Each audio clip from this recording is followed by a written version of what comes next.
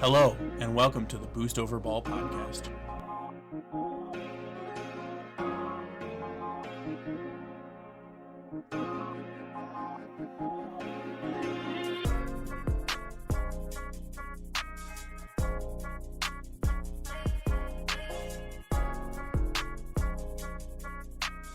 This is now our second episode of what's going to be our very fruitful and super successful podcast. It's going to rocket us into the echelon of Rocket League history, I'm sure. Oh yeah, into the and VIP category. Oh, we're totally VIP. We're already VIP. At least my mom told me I was. So she never lied to me her whole life. We never did introduce ourselves last time. We haven't really even talked about what this podcast is going to be. You wanna give it a shot? You wanna start? Yeah, sure. Welcome back to the Boost Over Ball podcast. I'm one of your hosts. I'm Kyle, or K-Kubi, or K-Cube, as I am known online.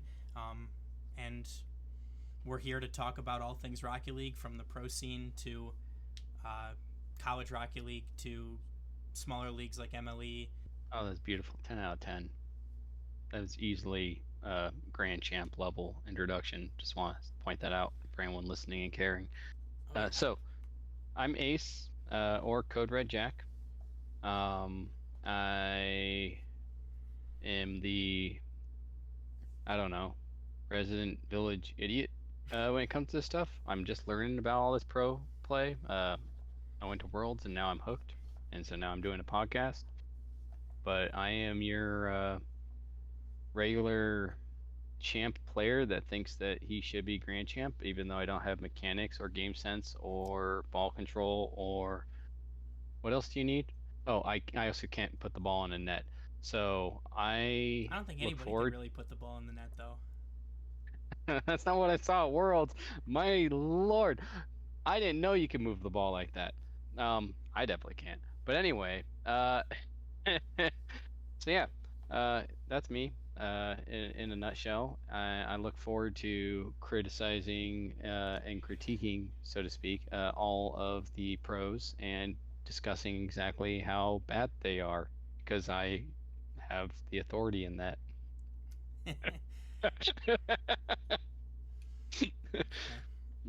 I on the other hand, am a collegiate Rocket League coach for Lawrence Tech University in Michigan, and I played for one of Purdue University's competitive teams back in the day. Not their A team, but one of their teams. And so I feel like I have somewhat of a background. It makes me at least partially qualified to talk to people about Rocket League.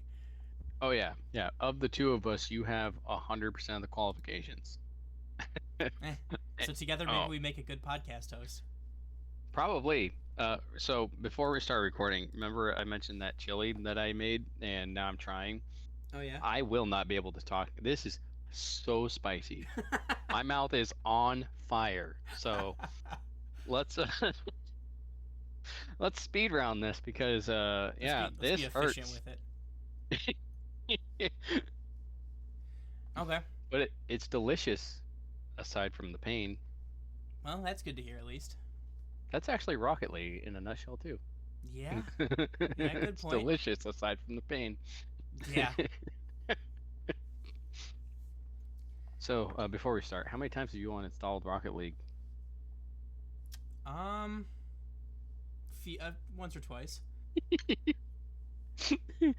I've never gotten to the point of uninstalling it, but I have, and this is the only time in my life I've done it.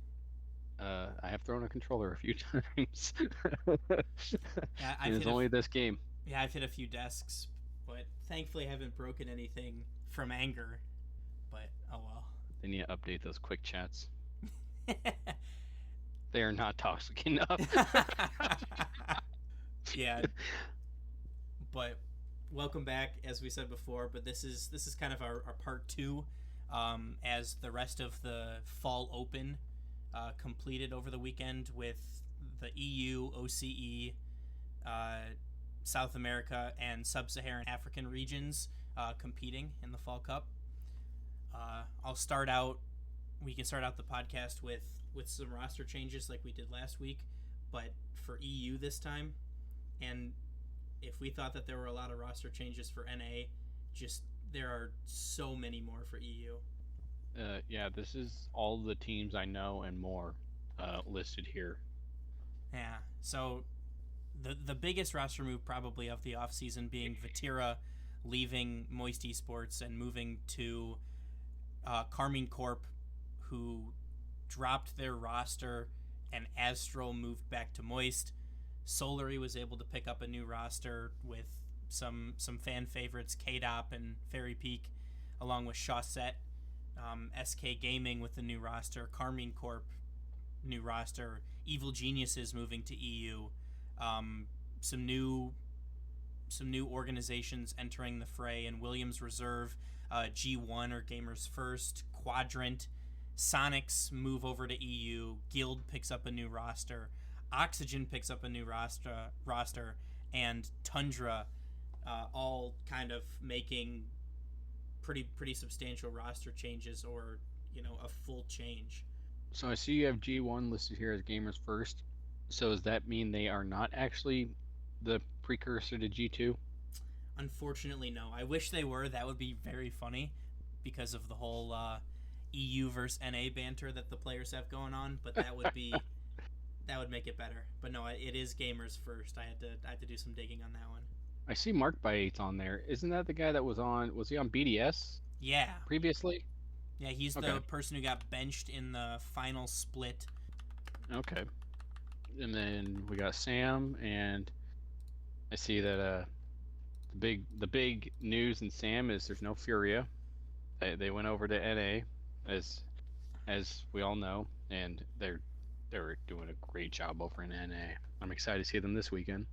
Yeah, so it's I think there's kind of going to be a power vacuum there, right? But all the teams are going to be competing to see who can take that number 1 Sam spot, and it opens the door really for another team that we haven't really seen before on the world stage to kind of move into that position, because there's one less team to compete for those spots, and we will see the teams that kind of stepped up to the plate when we recap the Sam Fall Open.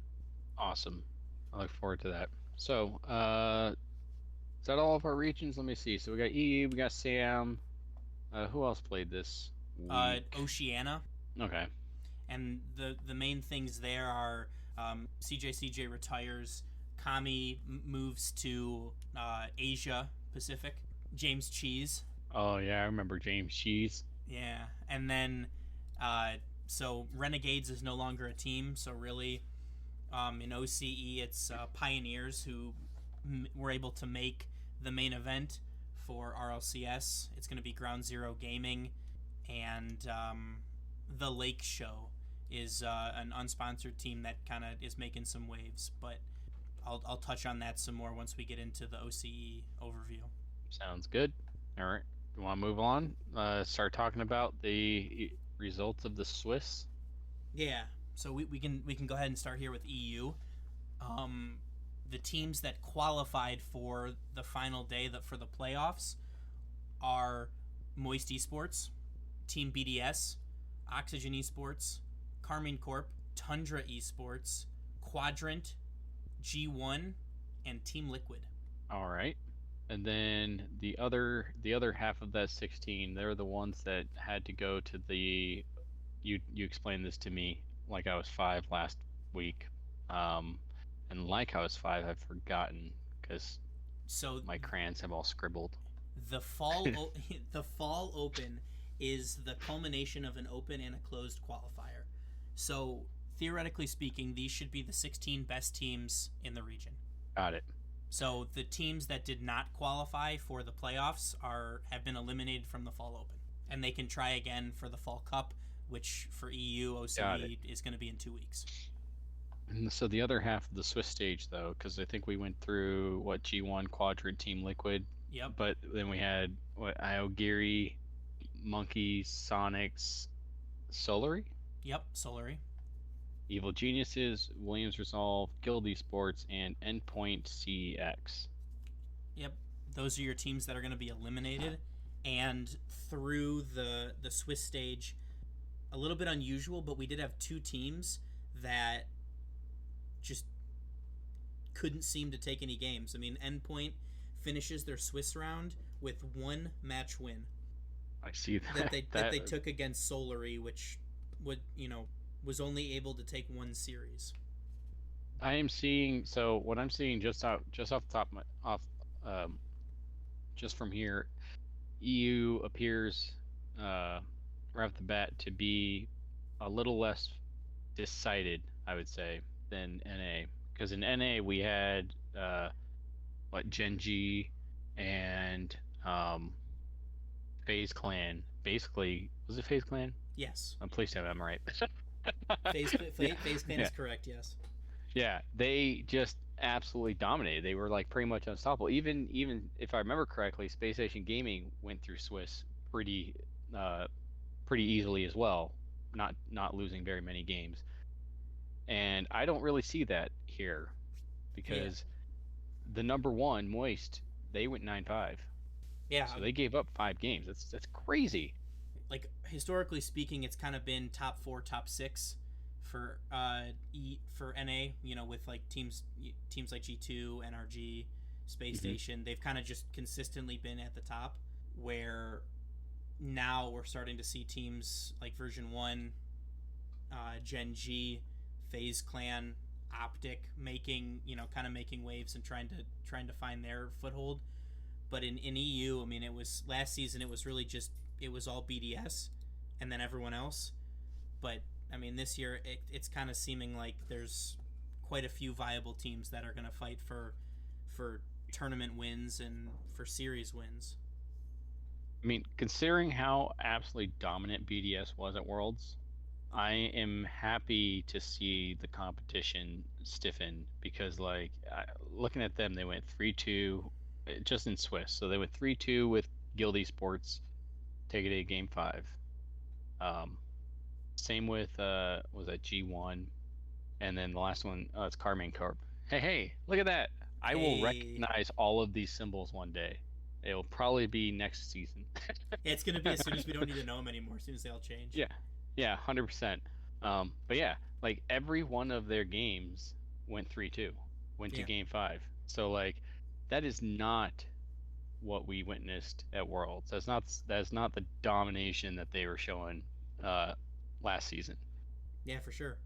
And I mean, they won in Game 5 against Guild Esports, who finished, 15th out of 16th. So either a little bit of nerves or just a good series from Guild, but they really fell off after that.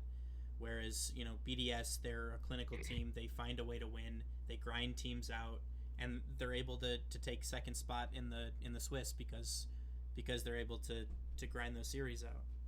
But probably, at least for me, the biggest surprises are going to be Moist finishing at that number 1 spot, despite losing what was widely considered to be one of the best players in the world, Vatira, leaving their team. Yeah. And the second would be Oxygen Esports. It's a brand new roster. It's an organization that moved from NA to EU, and it's a roster that has kind of been built from multiple other teams either disbanding or getting new rosters. That Jory who played with apparently Jack and Scrubkilla last season, is going to be leading that team with Oli and Archie from Semper.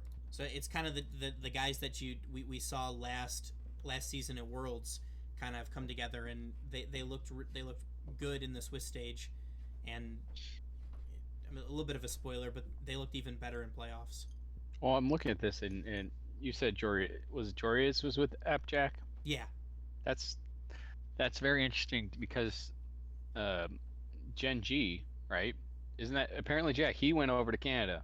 Yes. I'm remembering all of these stories that you've told me over our many campfires. Oh yeah.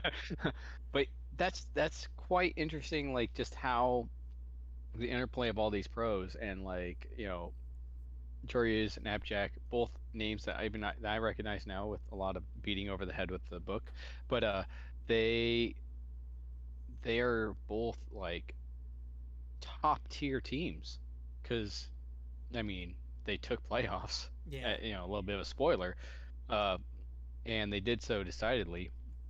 And Appjack and his brand new team over in Canada, they got second in Yeah. NA.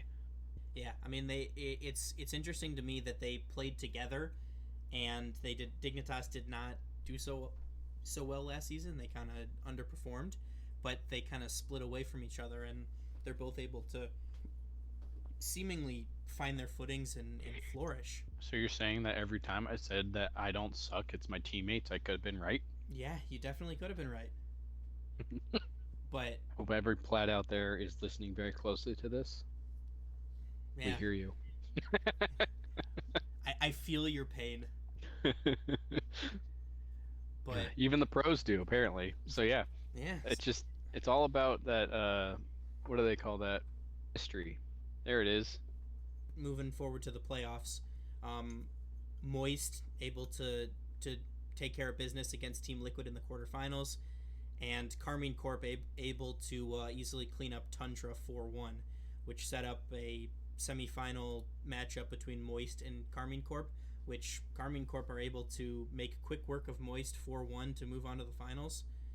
And then, kind of on the other side of the bracket, Team BDS finally losing out in a game deciding end of series game 7 to Quadrant, and Oxygen Esports is able to take G1 down 4-2.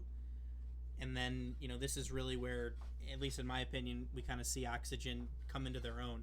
They're able to beat Quadrant in a 4-0 sweep, and they move on to a finals matchup against Carmine Corp, and they're able to take that 4-2, and they looked pretty convincing throughout their playoff run. Absolutely. I mean, I really like seeing these guys. I mean, they came over from NA, and they are just absolutely uh, doing work. I'm excited to see how it continues to go because Carmine Corp is also showing that they're in it to play this season. Because so one of the interesting things I see here in the EU side of things is the game differential is skewed more towards that third and fourth in the Swiss. So Oxygen Esports came out of Swiss with the biggest game differential. Even though they ended up coming in third, they had the +7. And then Carmine Corp was +6.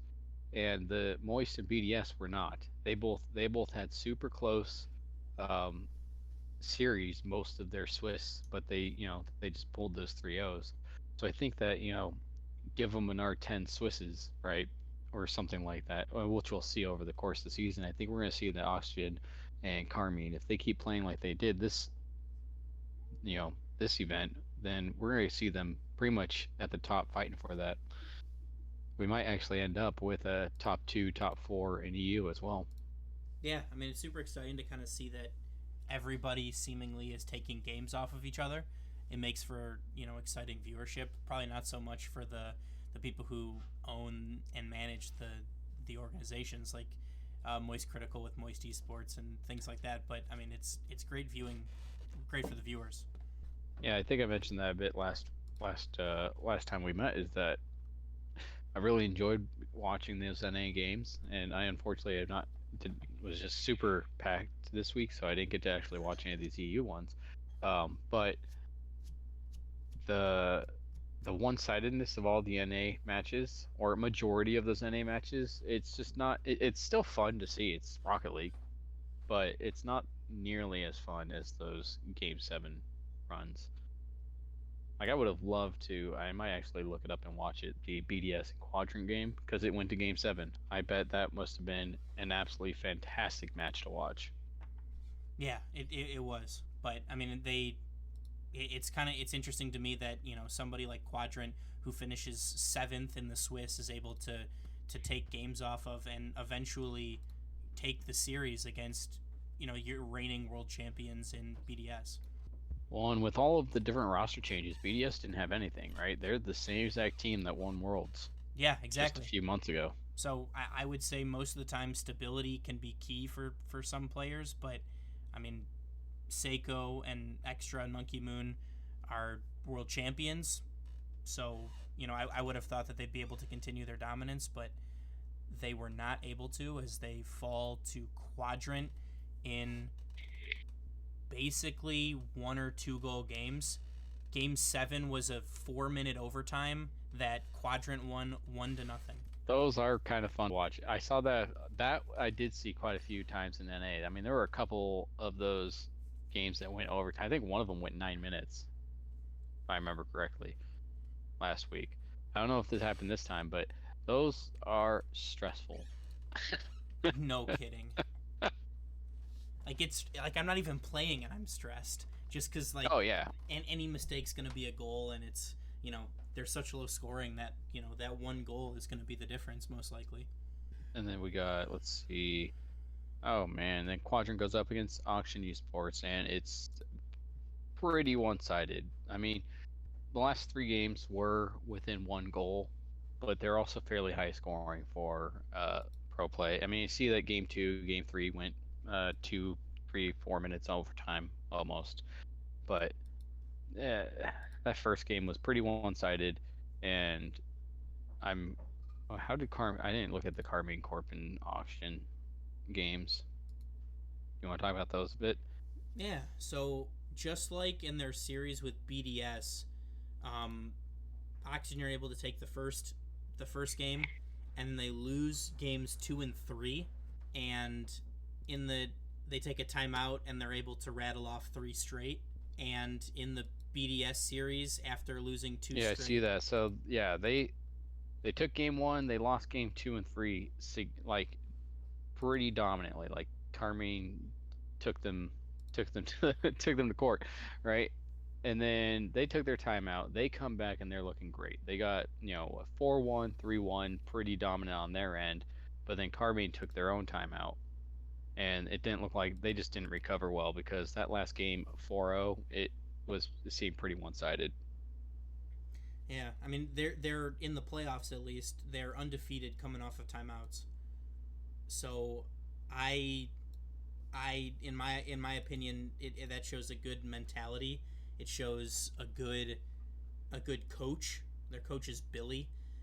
That's going to be able to help refocus the players and kind of get them pointed in the right direction. Despite being down in a best of 7 series, it happened to them twice, and they're able to battle back. So I'm sure beating BDS in 7 really helped give them the confidence to go forward and to finish off the tournament. Absolutely. All right. What do we got? Anything else you want to add to this? I'm excited to see if Oxygen can continue their good run of form, or if BDS kind of resurges, or if Moist can refine their form, because last season Moist and BDS were kind of really your 2 front runners. So I'm excited to see if it kind of fleshes out into more of a top 4, top 6, or if it's just going to be the kind of the same old characters that we're used to. Yeah, I mean the spectator in me wants Oxygen Esports to have had a really good event, but it to be not a one-off, obviously, but for them to not be so dominant throughout the rest of the season. But we'll see. I'm very excited because I don't know how EU normally is, but this is pretty exciting stuff, just because it's not so one-sided. I hope Oxygen Esports continues, but I don't know. I'm leaning more towards, I want them to cool off just a little bit. Let's make every game a game 7. I want to see Champions Field every match. That would be awesome. It's very different. That's a stark difference to OCE. As we'll transition over here, Pioneers, the team that you may know from as your representatives in the main event at RLCS from the Oceania region, along with Renegades, who is no longer exist as a team, and so we got Pioneers, who dropped 4 games total in the entire tournament. They dropped 2 games in Swiss, and 1 game in the semifinals and 1 game in the grand finals, and they never looked uncomfortable. They never looked out of place. it was pretty convincing wins all the way through for them. Well, another one I think that we should keep an eye out for is this Ground Zero Gaming. I mean, in Swiss, they don't drop a game. They're 9-0. And then they make it into playoffs. And they go 4-1, and then they're taken out by Lake Show. But until that game against Lake Show, they were, 13-1. Yeah, they were rolling. They were having a good time. Yeah. And how was Lake Show doing before that? Lake Show finished 5th in the Swiss stage. They were almost eliminated after losing in rounds 2 and 3, but they were kind of able to regain, or losing in round 2, I'm sorry, and then were able to pull it back and just beat Dire Wolves to qualify through round 4. But I mean, the Lake Show are a non-sponsored team that, you know, I must admit before this I had not heard of them, but it's cool to see different teams competing in OCE, as it's for the most part generally been 2 to 3 organizations that kind of run the show there. And that was that was whoever CJ was with last season, right? They were pretty much the dominant name back in Oceania back last season. Yeah, it's usually like Ground Zero Gaming, Power, Pioneers, and Renegades kind of ran the show for a few years. I mean, Ground Zero's had a couple different names like Tainted Minds and things like that, but I mean, for the most part, it's generally a combination of 2 of those 4 teams that have represented the OCE region. Now, remind me, who all is included in Oceania? I mean, CJ and his team, they were Australia? Yes. Is that right? Correct. Yep. So okay. Oceania would be Australia, New Zealand, and I think Tasmania, if there was anybody from there. But I think that all of the teams that made it in OCE are full Australian teams. Yeah, I'm looking through. I see there's a couple American coaches, it looks like. And then DRK, is that Eaglin? Okay, yeah. He's a coach. Yeah, but it looks like all the players Turkish. Except for Fades. Yeah. Okay. But I mean, for the most part, they're all Australian kids. It's Oceania is a smaller region in terms of population, so generally, in the past they've had trouble competing with some of the bigger regions who have, you know, more resources, as in a bigger player base to choose from. But I mean, Pioneers looked good, Renegades looked good in the limited capacity that we saw them at Worlds. Yeah, I mean, just getting to that stage and competing at all is an absolute huge accomplishment. So I would not be at all like disappointed if I were them to get there. And so yeah, excited to see what comes out of here. But as you said, it's a bit smaller of a region, so hopefully one of them comes out and just surprises us all and takes the whole thing. That would be so good. That'd be so good for spectators. it certainly would. But transitioning again into SAM, or South America, like we mentioned earlier, Furia is no longer a member of this region, so that kind of opens the door. The main players now in this region would be the club, who we made it to Worlds, to the Swiss stage in Worlds. Team Secret and Endgame and True Neutral. Those are kind of going to be the main players, at least, you know, in my opinion, moving forward throughout the season. And that kind of shows through the Swiss bracket with Team Secret finishing a perfect 9-0, not dropping a single game. The club finishing 9-2 in second place, dropping 2. Endgame finishing 9-5 in fifth. For the most part, the teams that should be taking games and winning did. Yeah, I can definitely see, looking at this, there's a bit more one-sided. This is looking a bit more like NA, where you see these just absolutely dominant teams. But it's not too early to jump straight into the playoffs. I'm looking at that and I'm so excited to talk about that because it looks like just one upset after another. Yeah, I mean, it like Team Secret, after having a perfect Swiss bracket, they drop one game to Epiphany and move into the semifinals where they're swept by Endgame. Kind of like coming out of nowhere, but I mean, they're all one This or two goal games. But Yeah, you ever see those cartoons where you have like you have a tiny little fish gets eaten by a bigger fish, eaten by a bigger fish, and then suddenly eaten by a bigger fish. This is what this playoffs look like, right? So you got Team Secret, they drop one game, and then they get swept by Endgame, and then Endgame goes up against the club, and then they get swept. And it's just like bigger fish, bigger fish, bigger fish. yeah, Like, but like the club was incredibly dominant all the way through this, except when they came up against was that I Crew think Esports. yeah. So I mean, I don't But know what happened in that series. They're all, except for one of them, most of them are one goal games. So I mean, the club, they're a good team. They made it to Worlds last year for Swiss Stage.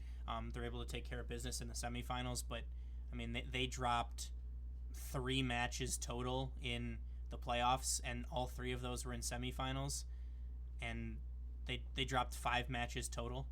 I think that there was just something about Crew that they had the right play against these guys because you know club won first one and almost got reverse swept, and they came back. No timeouts though.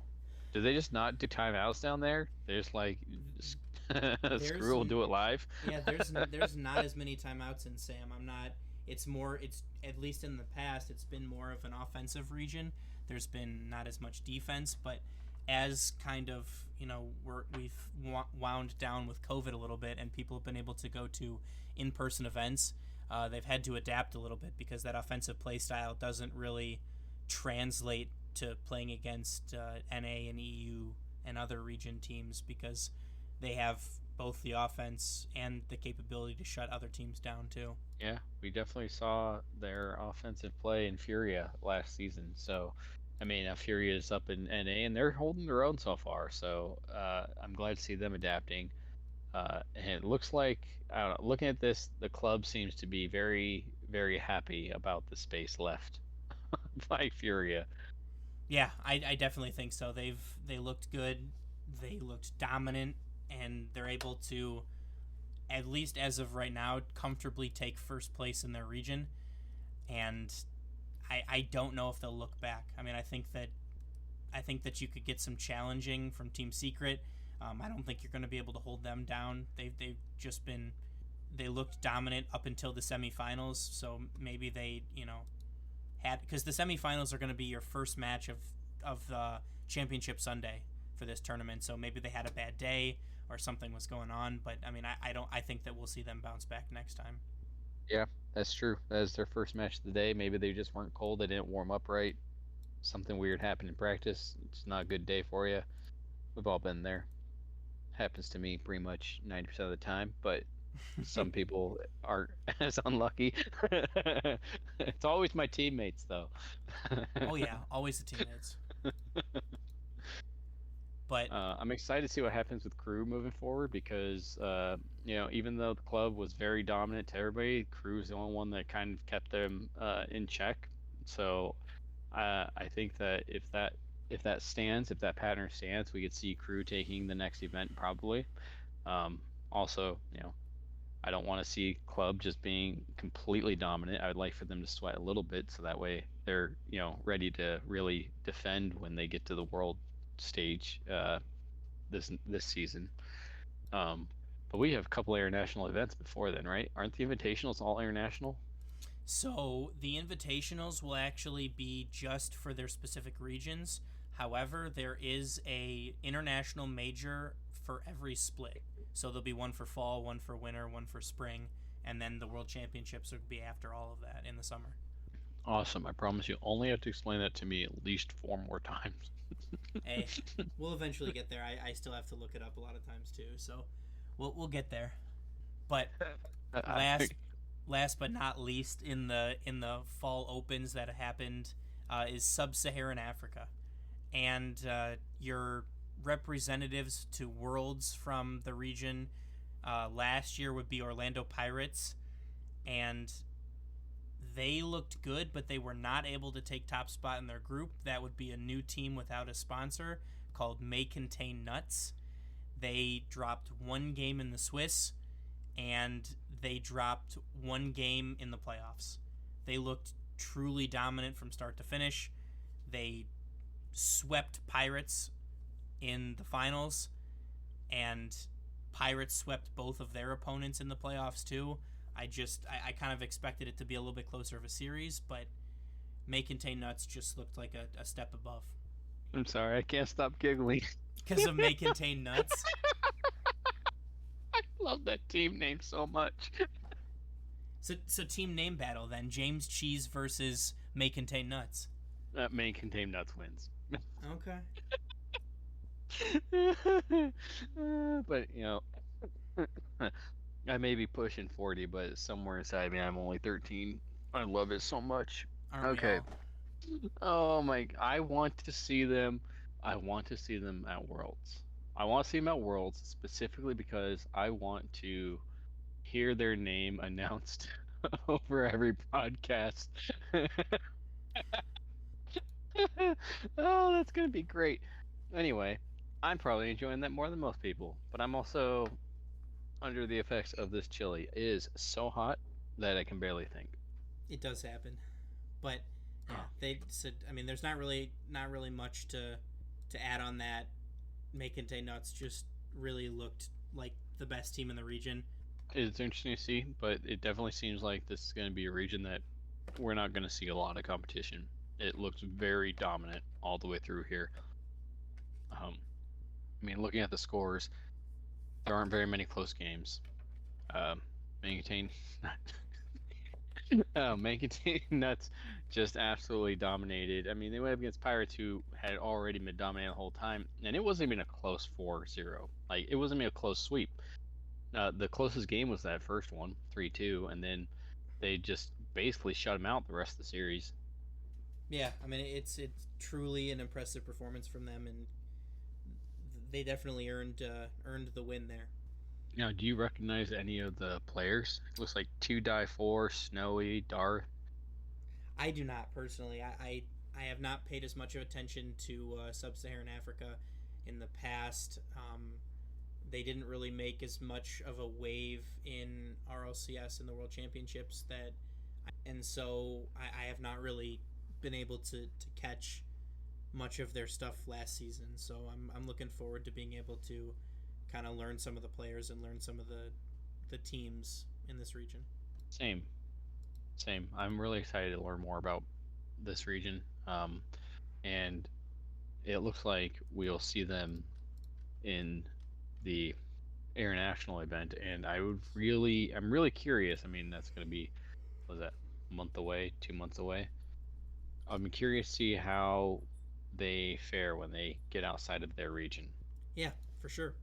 And last but certainly not least, we have the Fall Cup coming up this weekend, not to be mistaken with the Fall Open, but the Fall Cup is going to be next weekend for, we'll look at for NA. Based on the teams that qualified, we're seeing some new names. We have 26 Rising, Nefarious, and Ghost Gaming making their appearances in the Cup in place of Pittsburgh Knights, Luminosity Gaming, and Seoul. Is there a team that kind of stands out to you that you or your favorites to win the Fall Cup? Oh, to win the Fall Cup. Let's see. So, Space Station Gaming has won me over again. I really want to see them do very well. I don't want to see FaZe Clan take it again. But what I would like to see is Space Station and Gen G in the grand finals with Space Station taking it. That's what I want. Okay. What about you? I think I'd like to see G2 play well. I think it's going to be good for the region. They had a rough go in playoffs, dropping as quickly as they did to FaZe Clan. I think that they would have expected better of themselves, and I'm excited to see what teams like 26 Rising and Ghost Gaming can do in place of Luminosity and Soul. I think that there's not really a whole lot they'd have to do to kind of outperform what those teams did in the last major. But I mean, teams that did not qualify, like NRG and Dignitas, are going to be looking to try and find the right formula to move up into that top 8. But looking at the lineup of teams, I don't really see who they knock out. Well, Energy is going to have a rough time. From what I can see here, I mean, their first game's up against Furia, so they won't have a warm-up match. They're going to be facing Furia. That is not a team you want in your first round of Swiss. I think that Energy could take Dignitas. I think they could take Rogue, Team Axel. So Energy could qualify if they get put up, if they end up in favorable matchups. I don't see them taking it unless they have done a lot of work since the last event. And maybe they have. I hope they have, because Energy is pretty dang cool. Yeah, I mean, it's they had what, like 2 weeks, or they'll have a little under 2 weeks to kind of change things up and reevaluate. I know that NRG specifically just made a coaching change. They got rid of their world championship coach Sizz, so I understand the players just kind of wanted to change. So I will be interested to see what comes of that and what they can do moving forward. Now, do they have a replacement for the coach yet, or no? They do not, as of right now. Oh, it looks like that was 2 days ago. Yeah, that's still fresh. Yes, Okay. It is. Who would you like to see pop into that slot? You have anybody in your head that you think would be able to coach this motley crew of ruffians? So I'm not entirely sure who I'd like to see coach them. I mean, there's a couple of decent options. I mean, I think so. I'm not really sure who their front runners are at this point. If I had to guess, I'd say a former pro probably would help them a lot. I think having someone who's kind of been there, done that, can help with mentality and helping to calm people down. So I'm very curious as to if they will appoint someone before the event happens, or if it will be further down the line. Oh, this is going to be another exciting weekend of Rocket League. I actually don't have anything going on, so I'm going to be able to watch it, which is going to be even better. Yeah, me too. I'm excited to see what happens, and looking forward to hopefully some good Rocket League. Now, FaZe, lose. FaZe down. Just do it. You already had your wins. You already had your glory. Just lose. Yeah. Take a break, relax, go get a little drink with an umbrella on it. Let the other people play, please. Indeed. One thing I saw, and I didn't watch the series, and I'm actually a little disappointed now because I watched so much of the NA last week. I saw a clip from the Shopify Rebellion run last week, where I think they won a game at 0 seconds back when they were down by 8 seconds left. Did you see that clip? I did, yeah. It's one of the greatest comebacks in Rocket League history, because they ended up winning in overtime too. Yeah, that was absolutely insane, and I'm really upset because I watched almost all those games and I missed that. That is definitely one of the best comebacks, and I'm really excited to see what happens with Shopify moving forward, because obviously they made a very clear statement that they are a top tier team with that comeback. Because I mean, 8 seconds left, 2 down, I'm calling it myself. I'm not thinking that I'm going to make 2 goals in 8 seconds and come back for a win. I'm kind of with you on that one. I mean, most people write it off, but props to them and to their coach Seb for keeping them, mentally engaged even with 8 seconds left down 2. Any other thoughts before we close it out for the week? Yeah, I hope you enjoy the rest of your chili. I hope it doesn't melt your face off too bad. I have managed to finish it, and my face is still intact. I was able to continue speaking through most of this, but that was we made that one spicy. Fair enough. Well, thank you everyone for tuning in to another episode of the Boost Over Ball podcast. We will catch you guys again the beginning of next week with our wrap up from the Fall Cup for those that competed. Make sure to check us out on social media. Feel free to ask us questions on Twitter, and we'll answer them in the next show. Thank you again for listening. Be sure to rate everywhere that you get your podcasts, and have a great night. And always, thank you, Cube, for the carry. You have a very wonderful backpack. Thank you for listening to the Boost Over Ball podcast.